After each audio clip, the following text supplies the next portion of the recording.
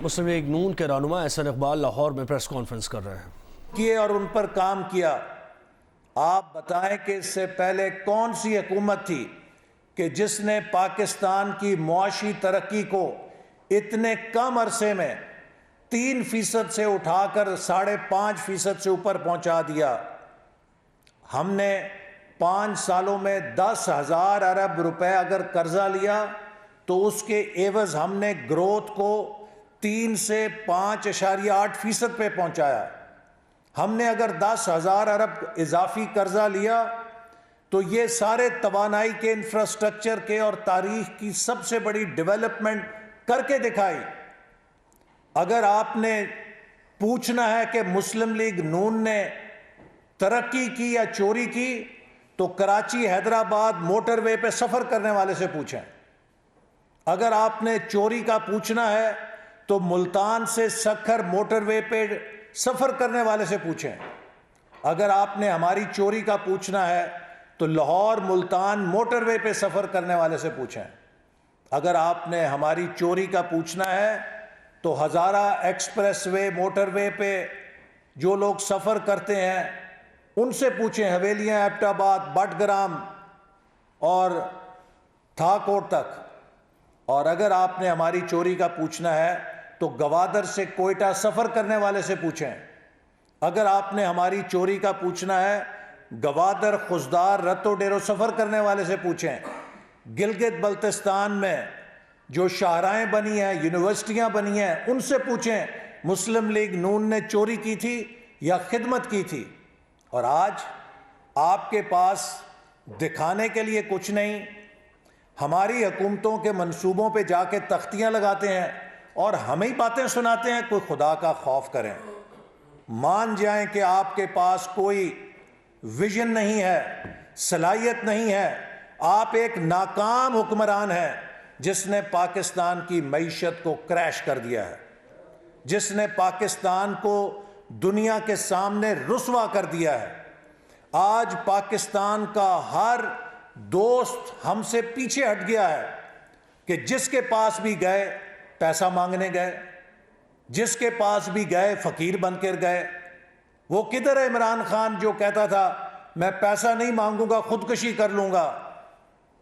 اگر آپ نے اپنے کال پہ عمل کیا ہوتا تو آج ملک اس تباہی سے بچ گیا ہوتا۔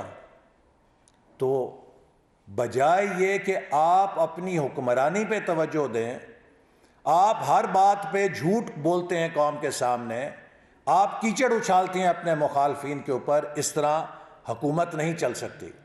اور میں پھر آپ کو کہوں گا کہ اگر ہم نے چوری کی ہے تو ثابت کریں، لیکن جو چور ہوتا ہے وہ 5 سالوں میں 3200 ارب روپے کا ترقیاتی بجٹ نہیں خرچ کر سکتا۔ جو چور ہوتا ہے وہ 4 سالوں میں 11,000 میگا واٹ بجلی نہیں لگاتا۔ جو چور ہوتا ہے وہ 2,000 کلومیٹر موٹر ویز نہیں بناتا۔ جو چور ہوتا ہے وہ ملک میں دہشت گردی کا خاتمہ کرنے کے لیے فوج کو 500 ارب نہیں دیتا۔ اور جو چور ہوتا ہے وہ تاریخ کا سب سے بڑا ڈیفنس بجٹ اور تاریخ کا سب سے بڑا ڈیولپمنٹ بجٹ نہیں خرچ کر سکتا۔ یہ وہی کر سکتے ہیں جو اس ملک کی خدمت کرنے پہ یقین رکھتے ہیں۔ آج پاکستان کے 22 کروڑ عوام ہماری خدمت اور ہماری ترقی کے گواہ ہیں۔ اسی لیے آپ کو ہر ضمنی الیکشن میں مار پڑ رہی ہے اور آپ آ جاتے ہیں گمراہ کرنے کہ جی یہ یونیورسٹیاں میں کھول رہا ہوں۔ کون سی یونیورسٹی کھولی ہے آپ نے؟ جس مالاکنڈ یونیورسٹی کا آج افتتاح کیا ہے یہ مسلم لیگ نون نے 2015 میں منصوبہ شروع کیا، جسے 2018-19 میں مکمل ہونا تھا۔ آپ نے پیسے جاری نہیں کیے، 2 سال تاخیر ہوئی، اور آج جا کے فیتی کاٹ کے آپ کریڈٹ لینے کی کوشش کر رہے ہیں۔ اسی طرح سیالکوٹ میں مسلم لیگ نون کی یونیورسٹی کے منصوبے پہ آپ جا کے کریڈٹ لے رہے تھے، آپ کی چوری پکڑی گئی۔ آج بھی عمران صاحب آپ کی چوری پکڑی گئی ہے۔ یہ یونیورسٹی آف مالاکنڈ کا پروجیکٹ مسلم لیگ نون کا پروجیکٹ ہے جس کا آپ نے افتتاح کیا ہے۔ آپ اپنے منصوبوں کا بتائیں۔ آپ نے تو ترقیاتی بجٹ 1,000 ارب سے گھٹا کے 500 ارب کر دیا ہے۔ جو سی پیک کے جاری منصوبے تھے ان کے لیے بھی فنڈز نہیں ہیں۔ پچھلے 3 سالوں میں کون سا نیا منصوبہ آپ نے شروع کیا سی پیک کے تحت؟ تو اس لیے جیسے میں نے کہا کہ اب آپ مان جائیں کہ آپ کو حکومت چلانا نہیں آتا، مان جائیں آپ کی تیاری نہیں تھی، مان جائیں آپ کے پاس ویژن نہیں تھا، مان جائیں آپ نے قوم سے دھوکہ کیا ہے اور استعفیٰ دیں اور گھر جائیں بجائے اس ملک کو مزید تباہ کرنے کے۔ میں یہ بھی بتانا چاہتا ہوں کہ یہ حکومت چونکہ پاکستان کو دیوالیہ کر چکی ہے، اب یہ اسٹیٹ بینک کو آئی ایم ایف کی پاس گروی رکھا رہی ہے، آئی ایم ایف سے قسط لینے کی قیمت یہ ادا کر رہی ہے کہ اسٹیٹ بینک آف پاکستان کو یہ آئی ایم ایف کا ذیلی دفتر بنا رہی ہے اور ایک ایسا قانون لا رہی ہے جس کے بعد اسٹیٹ بینک نہ پارلیمنٹ کو جواب دہ ہوگا، نہ وزیر اعظم کو جواب دہ ہوگا، نہ اس ملک کے کسی ادارے کو جواب دہ ہوگا، وہ صرف بین الاقوامی اداروں کو جواب دہ ہوگا۔ ایک ایسا قانون لا رہی ہے جس کے تحت ڈیولپمنٹ اور گروتھ پاکستان کی اسٹیٹ بینک کے پرویو سے نکل جائے گی۔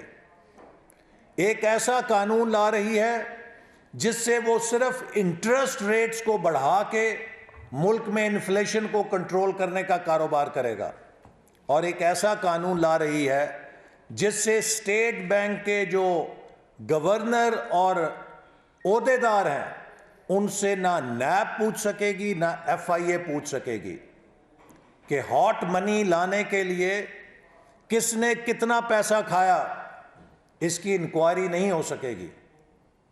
تو اگر پاکستان کا وزیر اعظم بھی نیب کے سامنے پیش ہو سکتا ہے تو پھر گورنر اسٹیٹ بینک کیوں نہیں پیش ہو سکتا؟ یہ صرف پاکستان کی معیشت کو بین الاقوامی اداروں کے پاس گروی رکھنے کا منصوبہ ہے جو عمران خان پاکستان کی فائنینشیل خود مختاری کا سودا کر رہا ہے، صرف اپنی نالائکی اور اپنی ناکامی پہ پردہ ڈالنے کے لیے۔ چونکہ ان کے پاس اب پیسے نہیں ہیں، ٹیکس اکٹھا نہیں کر سکے، گروتھ نہیں کر سکے، آج بھی 2021 میں یہ 2018 کی ایکسپورٹس کو کراس نہیں کر سکے۔ 3 سال بعد بھی جہاں ہم نے ایکسپورٹ چھوڑی تھی یہ اس سے آگے نہیں جا سکے، اس کے باوجود کہ 40% انہوں نے ڈی ویلیویشن کی تھی۔ اور اسی طرح میں یہ سوال بھی عمران خان صاحب آپ سے پوچھنا چاہتا ہوں کہ آپ پوری دنیا کے سامنے شفافیت کے مبلغ بنے ہوئے ہیں، اخلاقیات کے پروفیسر بنے ہوئے ہیں، درس دیتے ہیں کہ شفافیت کیا ہوتی ہے۔